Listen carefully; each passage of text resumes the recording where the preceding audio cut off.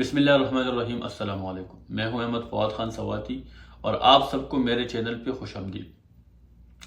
آج بات کریں گے پاکستان فیڈرل بجٹ 2024-25 کے حوالے سے، جو کہ محمد اورنگزیب صاحب جو کہ پاکستان کا کرنٹ وزیر خزانہ ہے انہوں نے پیش کیا ہے۔ تو میں آپ سب کے سامنے یہ ایکسپلین کروں گا ایکسپینڈیچر اور ریونیو وغیرہ، تو پھر آپ سب نے فیصلہ کرنا ہے کہ کیا غلط ہے کیا صحیح ہے۔ تو سب سے پہلے میں آپ کو بتا دوں کہ بجٹ ہے کیا۔ تو بجٹ ایک فائنینشیل پلان ہوتا ہے گھر کا یا آرگنائزیشن کا یا کمپنی کا یا ایک ملک کا۔ تو میں آپ کے سامنے ایک گھر کا مثال لے لوں گا تاکہ آپ کو آرام سے سمجھ آ جائے۔ آپ کو پتہ ہے جب بھی ہم ایک گھر ہمارے حوالہ ہوتا ہے، ایک گھر کا سربراہ ہوتا ہے، تو ظاہری بات ہے اس نے سارے ایکسپینڈیچر سارے اخراجات انہوں نے کرنے ہوتے ہیں۔ تو آپ کو پتہ ہے جب جو بھی گھر کے خرچے اخراجات ہوتے ہیں وہ حساب کرتے ہیں کہ اس مہینے میں یہ خرچہ ہوگا، یہ ہوگا، یہ ہوگا، یہ ہوگا۔ تو پھر اس کے حوالے سے پھر وہ سوچتا ہے کہ یہ پیسہ آئے گا کہاں سے۔ تو ہمیشہ یہ ہوتا ہے ہماری مڈل کلاس کے جو لوگ ہوتے ہیں ہمارے معاشرے میں، تو یا تو سیلری وہ لیتے ہیں، استاد ہوتا ہے یا کوئی ٹیچر ہوتا ہے یا کوئی پولیس ہوتا ہے یا کوئی اور فورسز میں ہوتا ہے یا کسی اور محکمے میں ہوتا ہے، تو وہ سیلری آتا ہے، یا اس کا کوئی بزنس ہوتا ہے اس حساب سے اس کی انکم آتی ہے۔ تو اس انکم کے حساب سے یا اس سیلری کے حساب سے پھر وہ اپنا بجٹ بناتا ہے کہ یہ اتنے پیسے اس میں جائیں گے، اس کے اتنے پیسے پیٹرول میں جائیں گے، گاڑی کے خرچے میں جائیں گے، گھر کے خرچے میں جائیں گے، یہ سبزی میں جائیں گے، یہ ہاسپٹل میں جائیں گے، یہ تو پورا اپنی سیلری کے حساب سے بجٹ بنا لیتے ہیں۔ اور میں آپ کو بتا دوں کہ آپ کو پتہ ہے کہ ہمارے مڈل کلاس کے جتنے بھی لوگ ہیں وہ کیا کرتا ہے، سب سے پہلے جب بھی کوئی اپنا بجٹ بنائے تھے تو سب سے پہلے وہ دیکھتا ہے کہ ہمارے اوپر قرضہ کتنا ہے، کیونکہ یہ قرضہ ایک ایسی بیماری ہے کہ وہ آپ کو سونے نہیں دیتا، اور وہ جو جس کا قرضہ ہے وہ آپ سے مانگے گا ٹائم پہ، کیونکہ ان کی بھی ضرورت ہوتی ہے۔ تو یہ ایک ہیڈک ہوتا ہے۔ تو سب سے پہلے ہم جب بجٹ بناتے ہیں تو سب سے پہلے ہم قرضہ نکال لیتے ہیں، یا تو قرضے کا قسط ہوتا ہے یا قرضہ نکال لیتے ہیں کہ یہ قرضہ پہلا الگ کرے تاکہ وہ پھر وہ جس کا ہے وہ میرے پاس آئے، اور میرے پاس نہ ہو تو پھر مسئلہ ہوگا، ہیڈیک ہوگا۔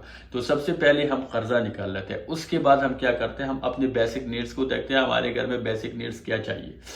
تو اگر بیسک نیڈز ہم وہ خرید لیتے ہیں، اس کے بعد جو پیسے بچ جاتے ہیں پھر ہم وانٹس کی طرف جاتے ہیں، ہم پھر لگژری کی طرف جاتے ہیں کہ چلو ٹور پہ جائے، بچوں کو لے کے باہر ہوٹل میں کھانا کھائے، اس طرح یہ چیزیں نا۔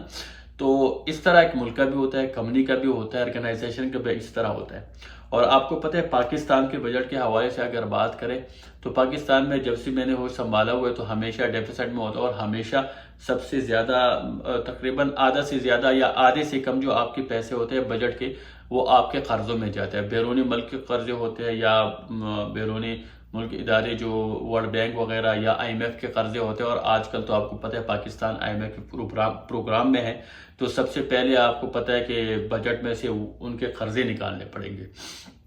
تو پاکستان میں جب سے میں نے ہوش سنبھالا ہوا ہے تو ہمیشہ جو بجٹ ہوتا ہے وہ ڈیفیسٹ میں ہوتا ہے، مطلب ایکسپینڈیچر زیادہ ہوتے ہیں، اور ریونیو جو ہمارا ٹیکس اکٹھا کرنا وغیرہ یہ چیزیں جو ریونیو آتا ہے وہ کم ہوتا ہے۔ تو اس حوالے سے میں آتا ہوں سب سے پہلے ایکسپینڈیچر کے حوالے سے کہ پاکستان جو فیڈرل بجٹ جو محمد اورنگزیب صاحب نے پیش کیا ہے ہمارے ایکسپینڈیچر کے اور ہمارے ریونیو کیا ہے۔ تو ایکسپینڈیچر کے حوالے سے سب سے پہلے میں بات کروں کہ پاکستان نے جو ہمارے اوپر جو قرضے ہیں ان کے لیے ڈیٹ سروسنگ ان کو کہتے ہیں، تو ڈیٹ سروسنگ کے لیے پاکستان نے جو بجٹ رکھا ہے وہ ہے 9,775 بلین روپے، یعنی یہ تقریباً بجٹ کا آدھا حصہ ہے، ہمارے پوری بجٹ کا آدھا حصہ یہ قرضوں میں چلا جاتا ہے۔ آپ اندازہ لگائے اگر یہ پیسے جو ہمارے قرضوں میں جاتا ہے، قسطوں میں جاتا ہے، سود میں جاتا ہے، آپ اندازہ لگائے کہ اگر یہ پیسے ہماری بچ جائے ملک میں تو ہم کیا نہیں کر سکتے۔ ہم بہت کچھ کر سکتے ہیں، ہم اپنے بچوں کو فری تعلیم دے سکتے ہیں، فری ہاسپٹل جو فیسلٹیز ہے وہ دے سکتے ہیں، ہم اپنے بچوں کو فری ٹرانسپورٹیشن دے سکتے ہیں، الیکٹریسٹی دے سکتے ہیں، بہت کچھ دے سکتے ہیں ان پیسوں کے اوپر، لیکن انفارچونیٹلی یہ قرضوں میں جاتا ہے ہمارے سیاستدانوں کے۔ اینی وے اس کے اوپر میں بات نہیں کروں گا کیونکہ میں نے صرف ایکسپلین کرنا ہے، آپ سب نے پھر اس کے اوپر اپنا رائے دینا کہ صحیح ہے یا غلط ہے۔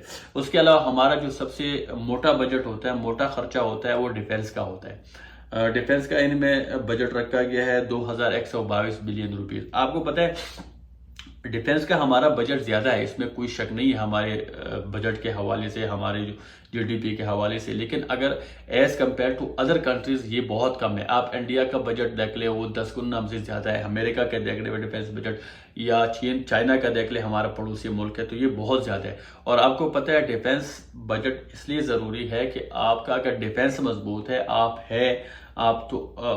کا ملک ہے تو آپ بھی ہے۔ اگر آپ کا ملک ہی نہیں ہے، آپ کا ڈیفنس مضبوط نہیں ہے، کوئی بھی آپ کا اوپر حملہ کر سکتا ہے، تو پھر آپ کو پتہ ہے خدا نخواستہ کچھ بھی ہو سکتا ہے۔ تو ڈیفنس بجٹ بہت زیادہ ضروری ہے۔ اور دوسری بات یہ ہے کہ ہم ایک ایسے پوزیشن کے اوپر ہے کہ ایک طرف ہمارا جو ہے ہندوستان ہے، اسے ہمارے تعلقات اچھے نہیں، اور بہت سارے اور بھی ہمارے دشمن ہیں، تو اس لیے ہمارا ڈیفنس بہت زیادہ ضروری ہے۔ اس لیے ڈیفنس میں سب سے زیادہ بجٹ ہمارا ہوتا ہے، اور صرف ہمارا نہیں، آپ امریکہ کے دیکھ لو، انڈیا دیکھ لو، آپ چائنا دیکھ لو، ان کا ہم سے بہت زیادہ ہے، 10-15 گنا، لیکن ہماری جی ڈی پی کے حوالے سے ہے، پھر بھی یہ بہت کم ہے۔ اس کے علاوہ ہمارا موٹا بجٹ جو ہوتا ہے وہ ادرز، اس میں یہ جو بجٹ میں ادرز لکھا ہوتا ہے نا، اس کا یہ مطلب ہوتا ہے کہ یہ وہ پیسے ہے کہ یہ ہڈن ہے، کہ اس میں حکومت نے کھیلنا ہوتا ہے، کیونکہ جہاں پہ حکومت کو لگے کہ یہاں پہ گیپ ہے تو وہاں پہ یہ پیسے لگائے۔ مطلب یہاں پہ انفراسٹرکچر چاہیے ایکسٹرا بجٹ کے علاوہ، یا یہاں پہ یہ چاہیے، یہاں پہ ٹرانسپورٹیشن چاہیے، یہاں پہ ایک ادارہ چاہیے، یا پہ ادارے کو یہ چاہیے، تو یہ اس میں حکومت نے کھیلنا ہوتا ہے، یا اس کو کہ یار یہ آرگنائزیشن اس میں پیسے لگانا چاہیے، اس میں اتنی پروفٹ آئی کہ یہ، یا اس طرح نا، تو اس میں حکومت نے کھیلنا ہوتا ہے کہ جہاں پہ ان کو گیپ لگے وہاں پہ یہ پیسے لگاتے ہیں۔ اس کے علاوہ پی ایس ڈی پی کے لیے بجٹ میں رکھا گیا 1400 بلین روپے۔ آپ کو پتہ ہے اگر حکومت سنجیدہ ہونا تو یہ پی ایس ڈی پی یعنی پبلک سروس ڈیولپمنٹ فنڈ، آپ کو پتہ ہے حکومت اگر سنجیدہ ہے تو یہ گیم چینجر ہو سکتا ہے یہ بجٹ۔ آپ کو پتہ ہے اس بجٹ میں پورا انفراسٹرکچر ہوتا ہے، یعنی کنسٹرکشن کے ساتھ سارے انڈسٹریز میں چل پڑتے ہیں۔ آپ کو پتہ ہے اس میں روڈز بنتے ہیں، اس میں ہاسپٹلز بنتے ہیں، اس میں سکولز بنتے ہیں، اس میں بڑی بڑی بلڈنگز بن جاتے ہیں حکومتی۔ تو اس کے ساتھ بہت سارے جو کنسٹرکشن کے ساتھ بہت سارے انڈسٹریز چل پڑتے ہیں، جس طرح سیمنٹ انڈسٹری ہے، جس طرح سٹیل انڈسٹری ہے، جس طرح الیکٹریکل انڈسٹری ہے، جس طرح ٹرانسپورٹیشن انڈسٹری ہے، یہ ساری چیزیں ان کے ساتھ چل پڑتے ہیں، ان کے ساتھ امپلائمنٹ بھی آ جاتی ہے۔ تو یہ گیم چینجر ہو سکتا ہے اگر حکومت اس میں سنجیدہ ہو تو۔ اس کے علاوہ آپ کو پتہ ہے کہ حکومت نے حکومتی مشینری بھی چلانی ہوتی ہے، کہ جس طرح بیوروکریسی کے پیسے ہے، یا سرکاری ٹیچرز کے پیسے، ہاسپٹل کے اندر جو کام کرتے ہیں ان کے پیسے ہے، یا جو آرگنائزیشنز کے اندر یا سرکاری دفاتر کے اندر جو بجلی کے بل وغیرہ، یہ خرچی اخراجات وغیرہ یہ چیزیں ہوتے ہیں، پیٹرول وغیرہ، سرکاری جو ان کے ہے کیا نام ہے پبلک سرونٹس کے، تو یہ جو سارے اخراجات ہوتے ہیں نا، اس کو کہتے ہیں سیول سروس بجٹ۔ تو اس کے لیے رکھا گیا ہے 274 بلین روپیز۔ اور آپ کو پتہ ہے کہ صوبے 18ویں ترمیم کے بعد خود مختار ہے، تو 18ویں ترمیم کے بعد پھر یہ ہے کہ صوبے اپنے جو خرچی اخراجات وہ خود کرتے ہیں، تو کیا نام ہے وفاق نے این ایف سی ایوارڈ کے مد میں صوبوں کو کچھ پیسے دینے پڑتے ہیں ان کو۔ تو اس بجٹ میں جو صوبوں کے لیے پیسے رکھے گئے ہیں وہ ہے 7,438 بلین روپیز، یعنی این ایف سی کے ایوارڈ کے مد میں جو وفاق صوبوں کو پیسے دیں گے وہ ہوں گے 7,438 بلین۔ اچھا، اب یہ تو سارے ایکسپینڈیچرز ہو گئے، بعد میں آپ کو بتا دوں گا کہ اس میں سے ڈیفیسٹ کس طرح نکالنا، ڈیفیسٹ ہمارا کتنا اور یہ کہاں سے پورا ہوگا۔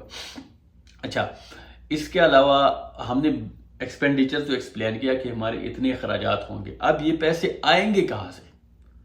ہم نے تو ایکسپلین کر دیا کہ بھائی یہ قرضوں میں جائیں گے، یہ پبلک سروس ڈیولپمنٹ فنڈ میں جائیں گے، یہ انفراسٹرکچر میں جائیں گے، بھائی یہ سیول سروس جو بجٹ ہے اس میں جائیں گے، یہ ادرز میں جائیں گے، اور یہ اس کے علاوہ قرضوں میں جائیں گے۔ تو یہ پیسے آئیں گے کہاں سے؟ ابھی یہ تو ہم نے ہوائی حساب تو لگا دیا، اب یہ پیسے آئیں گے میں آپ کو بتا دیتا ہوں۔ سب سے پہلے آپ کو پتہ ہے انڈائریکٹ ٹیکسز ہوتے ہیں۔ انڈائریکٹ ٹیکسز کیا ہوتا ہے؟ انڈائریکٹ ٹیکسز یہ ہوتا ہے کہ سیل ٹیکس ہوتا ہے، مطلب یا آپ نے کسی ایجنٹ کے تھرو کوئی چیز لے لیا اور پھر اس نے آپ سے ٹیکس لے لیا اور حکومت کو وہ دے گا، مطلب سیل انوائس کے اوپر آپ نے کسی جگہ سے کوئی چیز خرید لی، گاڑی خرید لی، تو اس انوائس میں آپ نے اس آرگنائزیشن نے یا اس کمپنی میں یا جہاں سے آپ نے خریدا اس نے آپ سے ٹیکس لے لی، وہ اس کو کہتے ہیں سیل ٹیکس. تو سیلز ٹیکس وہ آپ سے لیں گے اور وہ حکومت کو دیں گے. تو اس کو کہتے ہیں انڈائریکٹ ٹیکس. تو انڈائریکٹ ٹیکس جو انہوں نے تخمینہ لگایا ہے حکومت نے، وہ ہے 7,458 بلین روپیز. اس کے علاوہ ہوتے ہیں ڈائریکٹ ٹیکسز. اب ڈائریکٹ ٹیکسز کیا ہوتے ہیں؟ ڈائریکٹ ٹیکسز جس طرح انکم ٹیکس ہے، آپ روڈ پہ جاتے ہیں وہاں پہ ٹیکس دیتے ہیں، یا اگر کوئی زمین خریدتا ہے تو وہ ڈائریکٹ حکومت کو ٹیکس پے کرتا ہے، اس کے جو سروسز چارج وغیرہ یہ چیزیں ہوتے ہیں. یا اس کے علاوہ بہت سارے مطلب کوئی چیز آپ لیتے ہیں تو اسی کے اوپر آپ حکومت کو ٹیکس دیتے ہیں، ڈائریکٹلی حکومت کو آپ پے کرتے ہیں. تو یہ ہوتا ہے ڈائریکٹ ٹیکسز.